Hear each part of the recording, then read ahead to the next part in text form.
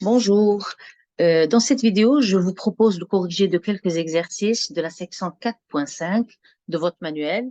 La matière, c'est sur les approximations linéaires et quadratiques. Donc, on va parler de polynômes de Taylor de degré 1 et 2 pour une fonction à deux variables. Alors, on se donne la fonction f de xy égale à exponentielle xy, et puis on veut approximer cette fonction par son polynôme de Taylor de degré 1.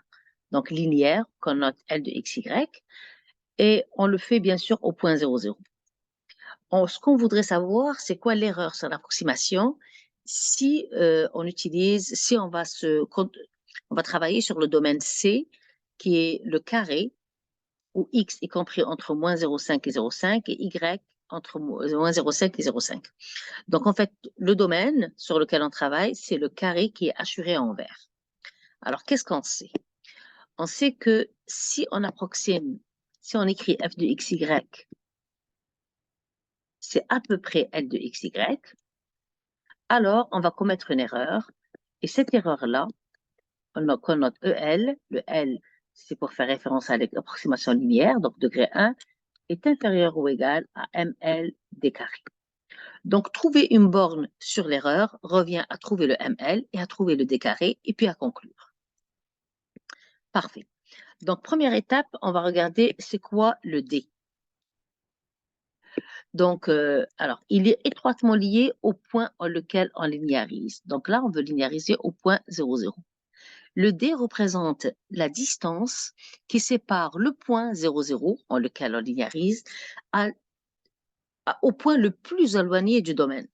Donc, on voit que la distance la plus grande, le point le plus éloigné, c'est celui qui trouve sur l'un des sommets. Et la distance D, ça va représenter cette distance-là. Pour trouver cette distance, on va utiliser le théorème de Pythagore. Donc, on va avoir d carré égale 1 demi au carré plus 1 demi au carré, c'est-à-dire 1 demi. 2 quarts, donc ça fait 1 demi. Donc là, le d carré, on l'a trouvé, c'est réglé. Maintenant, il faut trouver le ML. Alors, c'est quoi le ML?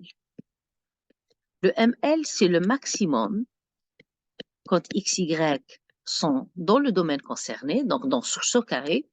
Le maximum de quoi? Alors, de la valeur absolue de f de xx, valeur absolue de fxy et valeur absolue de fyy. Bon, puisqu'on veut une approximation linéaire, on a besoin des dérivées premières et secondes pour calculer la linéarisée, L de xy. Et puis, les dérivées d'ordre 2, on en a 3, puisqu'on a deux variables, on les calcule dans le but de trouver le fameux ML. Alors, comment procéder pour trouver ML? Première étape, je vais prendre chacune d'elles, je vais la majorer, et je vais prendre le plus grand des majorants. C'est assez brutal, mais c'est comme ça qu'on fait. Pour le moment, on se contente de ça. Alors, fxx, c'est y2 exponentielle xy. Donc, je sais que le y, la valeur absolue de y au carré, fois exponentielle xy. La fonction exponentielle est une fonction qui est croissante. Donc, si je veux la valeur maximale de exponentielle xy, il faudrait que le produit xy soit maximum. Et celui-là, c'est réalisé dès que x et y atteignent leur valeur maximale. Donc, je peux écrire la valeur absolue de y sur le carré, c'est inférieur à 1 demi, 0,5, donc 0,5 au carré, exponentielle 1 demi fois 1 demi. Donc, j'obtiens 1 quart, exponentielle 1 quart. Ça, c'est un majorant de mon fxx. Je fais la même chose pour fyy et le x étant inférieur à 1 demi en valeur absolue. Donc, j'obtiens le même résultat, c'est 1 quart, exponentielle 1 quart. Je vais m'occuper maintenant de la dérivée mixte, fxy. Donc, sur les valeurs absolues, on sait que la valeur absolue de a plus b est inférieure ou égale à la valeur absolue de a plus la valeur absolue de b. Je vais utiliser ça. Donc, je vais avoir la valeur absolue de xy plus la valeur absolue de xy exponentielle xy. Et donc, pour majorer ça, quand on est sur C, sur le domaine C, le x est inférieur à 1 demi, le y est inférieur à 1 demi en valeur absolue. Donc, je vais avoir cette quantité qui est inférieure à exponentielle 1 demi fois 1 demi, donc 1 quart, plus x, c'est inférieur à 1 demi, y inférieur à 1 demi en valeur absolue, et puis le reste, c'est exponentielle 1 quart, comme je l'ai expliqué. Donc, on va trouver fxy est inférieur ou égal à, alors, 1 plus 1 quart, donc ça fait 5 quarts de exponentielle 1 quart. Bien sûr, cette inégalité, elle est vraie quand on est sur le domaine C. Alors maintenant, c'est quoi le ML? Je vais regarder mes trois majorants. 1 quart de exponentielle 1 quart, 1 quart de exponentielle 1 quart et 5 quarts exponentielle 1 quart. Et je vais prendre le plus grand. Donc le ML, le plus grand, c'est 5 quarts exponentielle 1 quart. Reste plus qu'à écrire la réponse. Alors, quand on va écrire f de xy, c'est approximativement L de xy sur C, ben, on va commettre une erreur EL. Alors, xy ici, il représente n'importe quel point de C en lequel on va approximer, qui est inférieur ou égal à ml 5 quarts exponentielle 1 quart fois d carré, et le d carré, on avait trouvé 1 demi, c'est-à-dire 5 huitièmes exponentielle 1 quart. Et on vient de trouver la borne sur l'erreur d'approximation linéaire par un polynôme Taylor de degré 1. On a donc répondu à la question. Deuxième question, numéro 14. Donc, on se propose de faire la même chose, mais cette fois-ci, on va faire une approximation avec le polynôme de Taylor de degré 2, qu'on note que de xy. Q pour dire c'est quadratique, donc degré 2. Le domaine maintenant, c'est écrit B0111. Qu'est-ce que ça veut dire? Ça veut dire que c'est la boule, qui est le disque en fait, parce qu'on est dans R2, la boule de centre 1,1, donc c'est ça le centre, et puis le rayon, c'est 0,1. D'accord? Le rayon de la boule, c'est 0,1. Bon, alors, comment on fait? D'abord, je sais que le polynôme de Taylor de degré 2 s'écrit sous cette forme.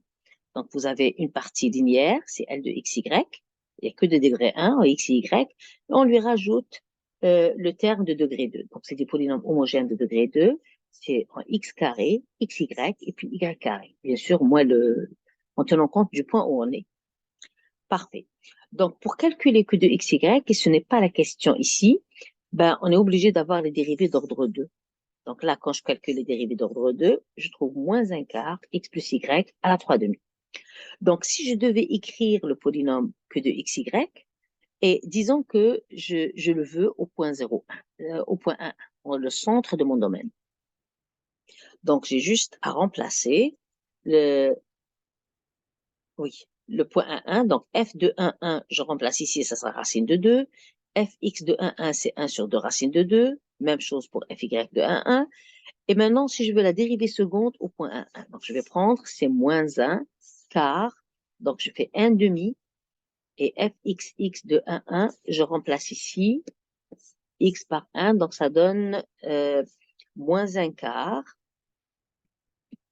Donc, 2 racine de 2 au cube. Bien sûr, on peut simplifier. Ça fait 2 racines de 2, donc c'est vraiment 1 huitième fois 2. Hein. Donc, ça vous revient de faire les calculs. Et là, je fais moins 1 sur 4 racines de 2 à la 3, parce que dans ce cas particulier, les dérivées d'ordre 2, elles prennent toutes les mêmes valeurs. Et donc, je remplace moins 4 par la racine de 2 à la 3. Ça, si je devais trouver le volume, comme je vous l'ai dit. Maintenant, nous, qu'est-ce qu'on veut? On veut l'approximation, si on écrit f de xy, si on approxime f de xy par que de xy, ben on va commettre une erreur. Cette erreur-là, on note EQ. Q en rapport avec Q, c'est-à-dire erreur quadratique.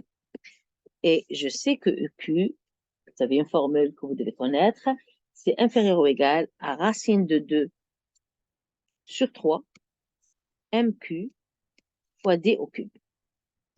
Et donc, tout le défi pour répondre à la question est de trouver le D et de trouver MQ. Le D, c'est exactement la même chose que pour l'erreur linéaire.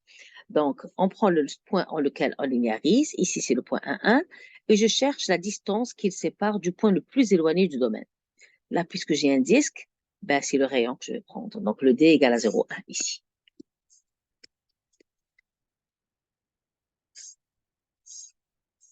Reste à trouver MQ. Alors, quand je fais une erreur une approximation quadratique. Le MQ, c'est par définition, c'est le max. Quand on est sur la boule, là où on est, de centre de rayon 0,1 et de centre 1,1, de quoi? Ben, c'est des dérivés d'ordre 3. Et les dérivés d'ordre 3, donc j'ai fxx, j'en ai quand même, fyy, j'ai fxxy, j'ai fxyy, donc toutes les dérivées d'ordre 2. Et puis fyyyx.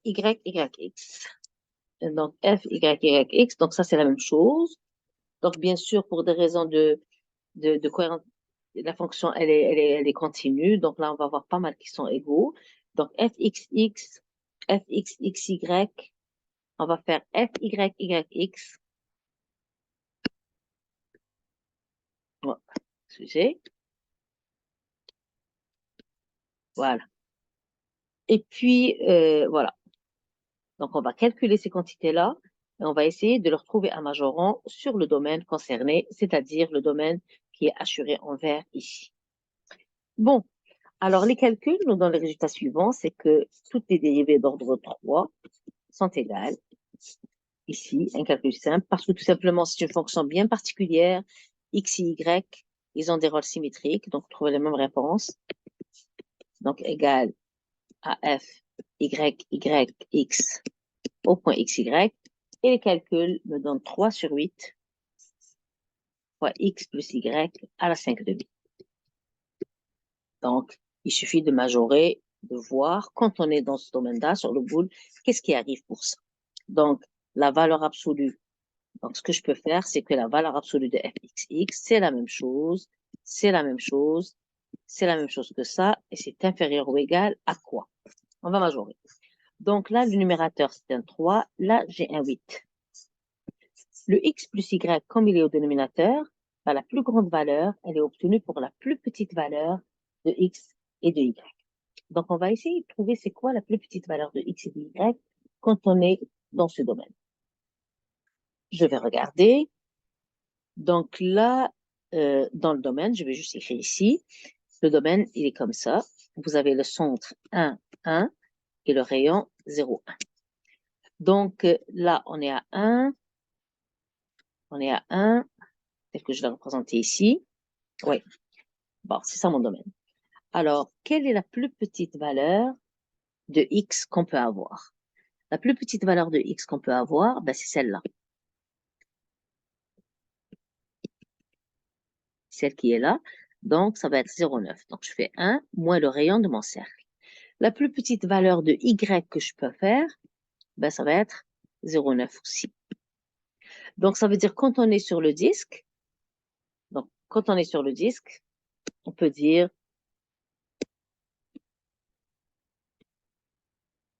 que mon x est inférieur à 0,9, mon y plutôt plus grand, donc la plus petite valeur, c'est 0,9, exposant 5/2.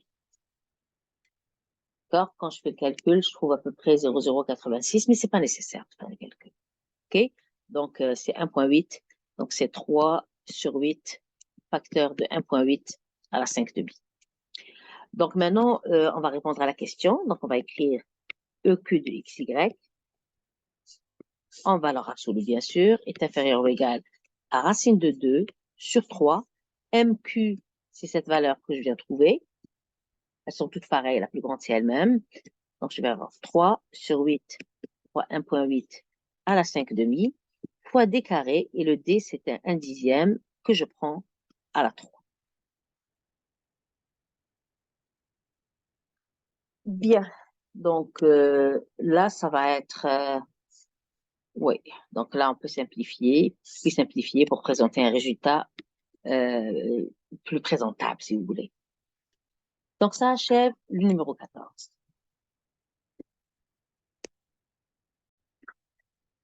Question 18. Donc, la température dans une plaque du métal a été mesurée en différents points.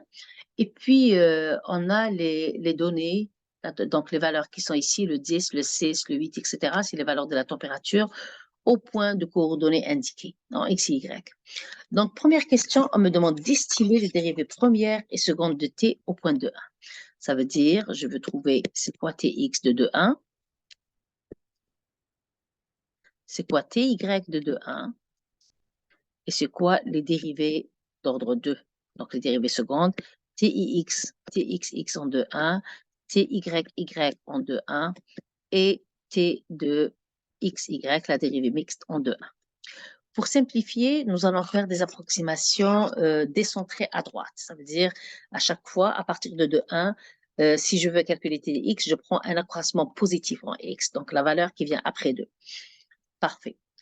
Donc, si les calculs me donnent les résultats suivants pour les dérivées premières, donc je vous invite à essayer de comprendre un peu comment a été fait le calcul et puis essayer de travailler ça.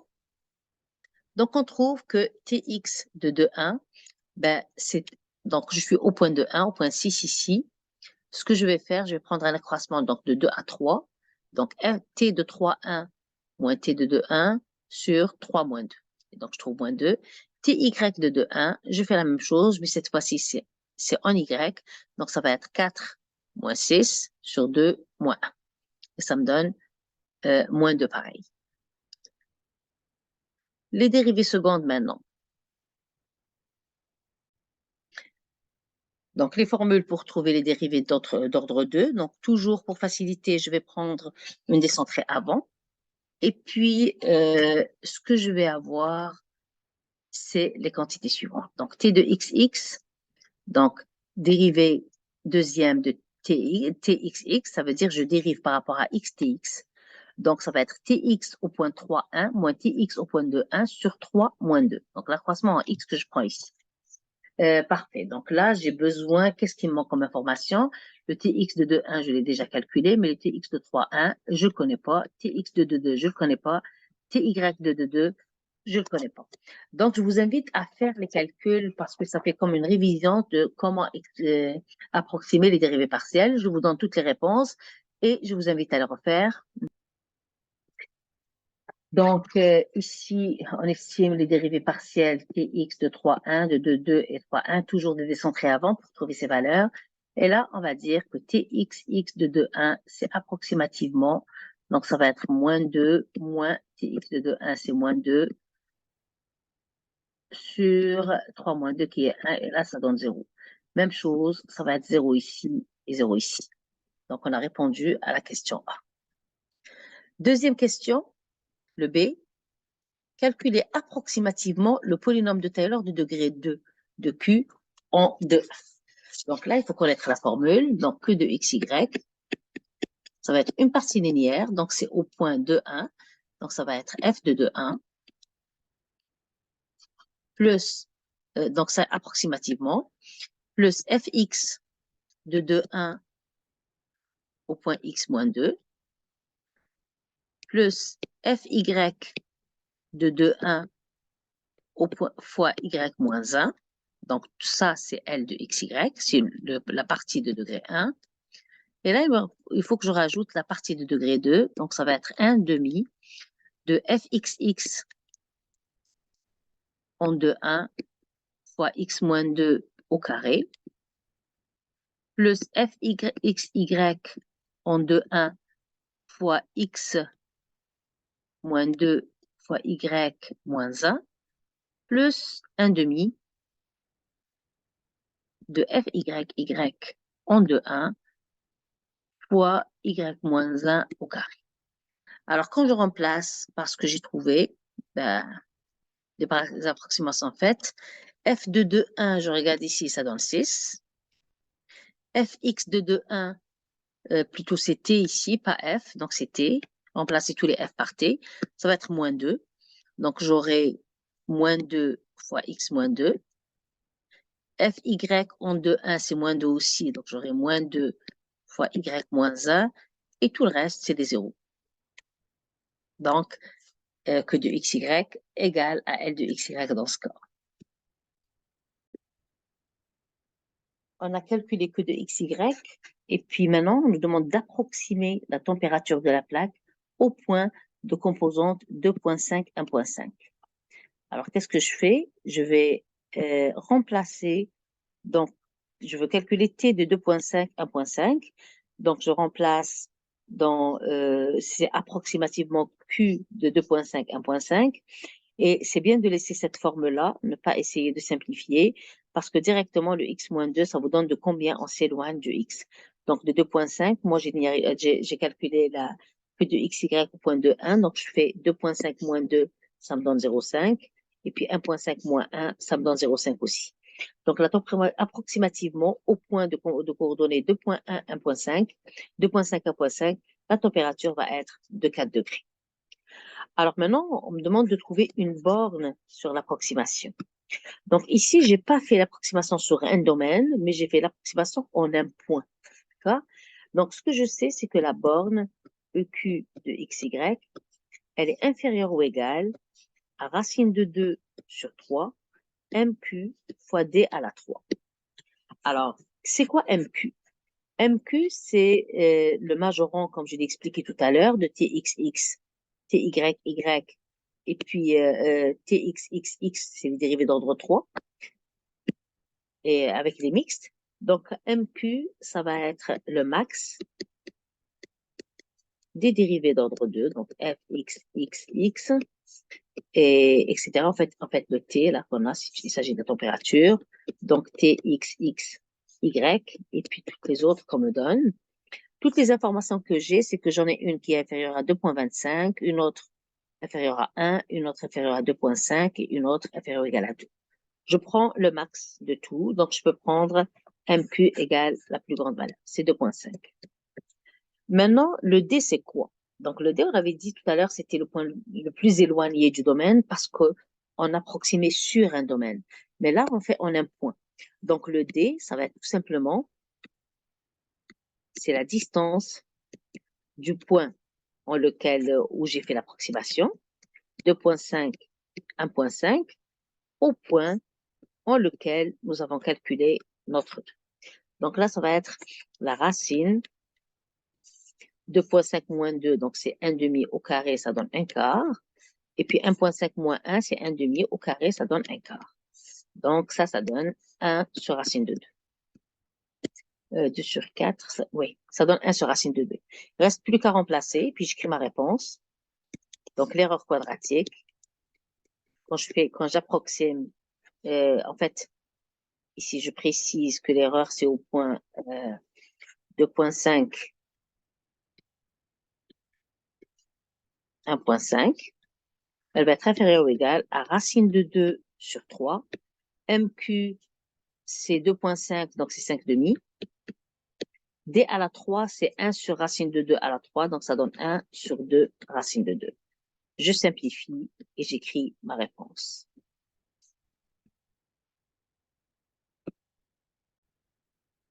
Un autre type de question maintenant, la question numéro 1.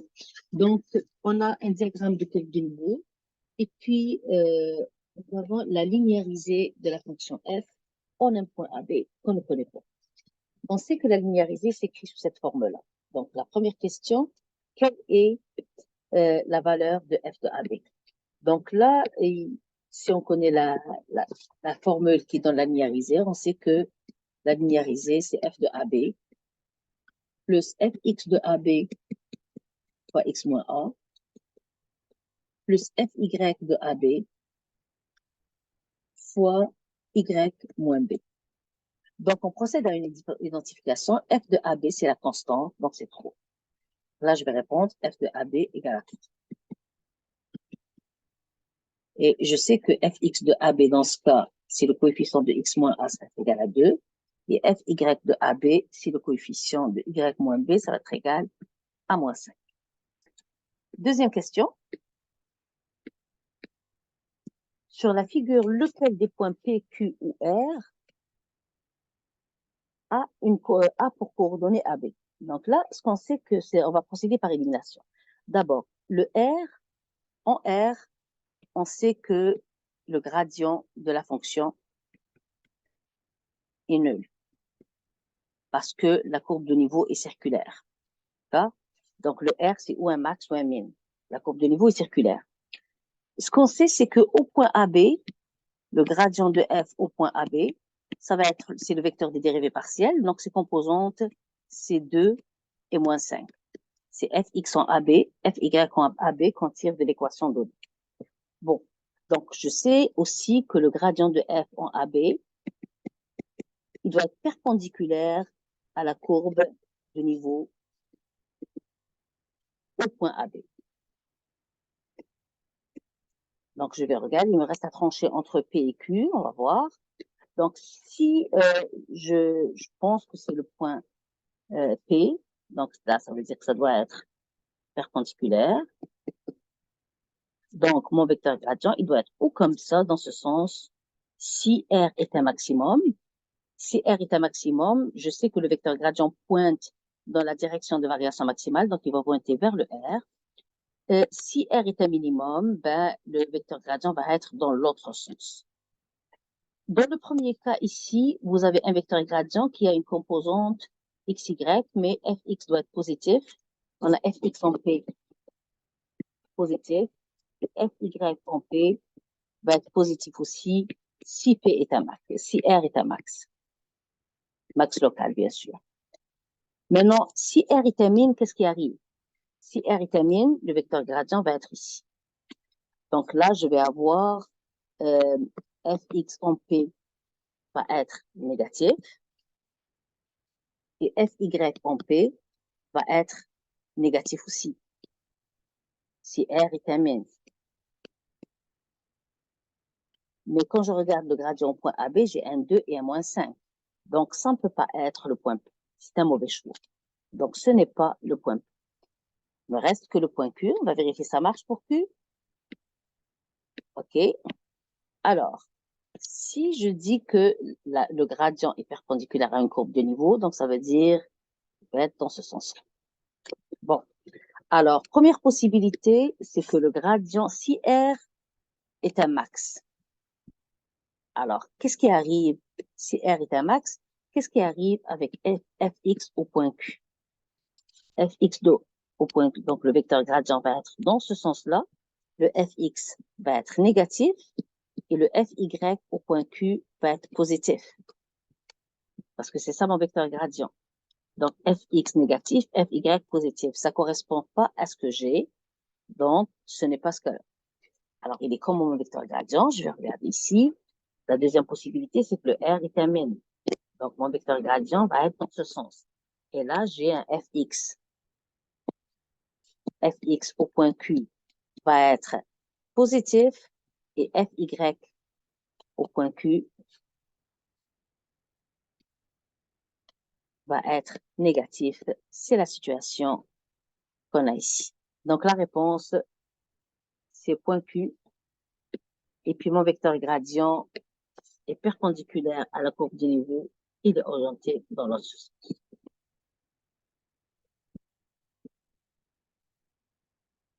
Et je peux même déduire que le point R, donc, est un minimum local.